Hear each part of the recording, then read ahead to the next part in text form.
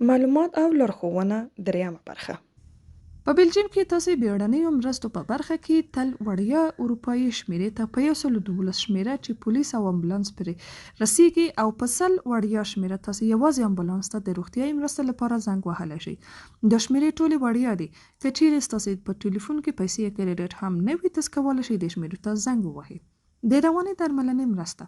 په بلجیم کې د کډوالۍ د دوسیې د څیړلو په بهیر کې تاسو کولی شئ چې له رواني درملنې څخه برخمن شئ. په تیره که تاسو خفګان، سټرس او له ناروغي ځور سره مخ یاست، په استوګنځي یا کمپ کې ډاکټر او ستاسو ټولنیز مرستیال کولی شي چې تاسو یو متخصص روانپوه ته ور وپیژني. که چیرې تاسو دغه اړتیا احساسوله، نو له خپل ټولنیز مرستیال او استوګنځي یا کمپ له ډاکټر سره خبرې احضارول یا وربلل. ستاسو د کډوالۍ د دوسیې د څیړلو لپاره د کډوالو او بې سرپناه خلکو لویه کمیساري تاسو د یوې مرکې لپاره وربولئ. دا بلنه تاسو ته د یوه لیک په واسطه استوي. د مرکې یا انټرویو کې چې ځینې خلک یې لویه یا دوهم انټرویو هم بولي، ستاسو وکیل هم کولی شي په دغه مرکه کې ګډون وکړي.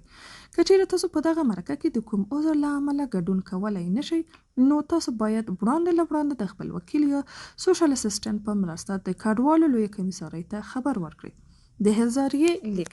د کډوالو او بې سرپناه خلکو لویه کمیسارۍ یا په لنډ ډول CGRA په بلجیم کې د کډوالو لپاره د پناه غوښتنې یوازینۍ مرکزي مرجع ده. دا یوازینۍ صلاحیت لرونکې مرجع ده چې ستاسو د پناه غوښتنې محدودیت څیړي او ارزونه یې کوي. لویه کمیسارۍ ستاسو د پناه غوښتنه په ناپیل او خپلواکه ډول څیړي او ارزونه یې کوي. د پناه غوښتنې په بهیر کې لویه کمیسارۍ تاسو لږ تر لږه یو ځل د مرکې لپاره ورغواړي. دا مرکه کیدای شي مخکې له غرمې او یا وروسته له غرمې ترسره شي. بلنه تاسو ته په هغه آدرس استول کیږي چې تاسو مخکې د خپل د اوسېدو د ځای په نوم ورکړي یا لیکلي وي. که چیرې تاسو په یو شخصي کور کې استوګنه لرئ، نو تاسو به د بلنه یا احضاریه د پوسټ په وسیله ترلاسه کړئ. که چیرې تاسو وکیل ولرئ، نو ستاسو وکیل باید لویه کمیسارۍ ته خبر ورکړي چې ستاسو د پناه غوښتنې په موضوع کې دخالت کوي. ستاسو وکیل به هر هغه لیک چې له لویه کمیسارۍ څخه تاسو ته د لیږل کیږي، هغه به هم یوه کاپي ترلاسه کړي. په ټولیز ډول لویه کمیسارۍ له مرکې څخه 3 اونۍ مخکې تاسو ته د مرکې یا انټرویو لپاره بلنه استوي. که چیرې کولی نشئ چې مرکې ته حاضر شئ، کله ناکله دا شونې ده چې د لویه کمیسارۍ په بلنه مرکې ته حاضر نشئ. کیدای شي تاسو په روغتون کې بستر یاست. په دې حالت کې تاسو باید د ډاکټر په لاسلیک شوي سند چې تاسو ناروغ یاست د لویه کمیسارۍ په پته خبروي ولېږئ. تاسو باید له دغه سند سره یو لیک هم زیات کړئ چې په هغه کې له خپل هیواد څخه د تېښتې ټول دلیلونه مو پکې روښانه لیکلي وي.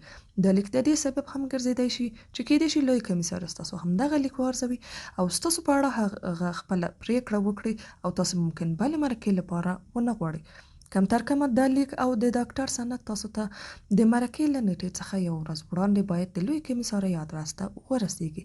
په دې ډول به لویې کمیسارۍ له هغو تدارکاتو څخه مخنیوی وکړي چې د یوې مرکې لپاره یې نیسي، لکه د ژباړن موندل او داسې نور.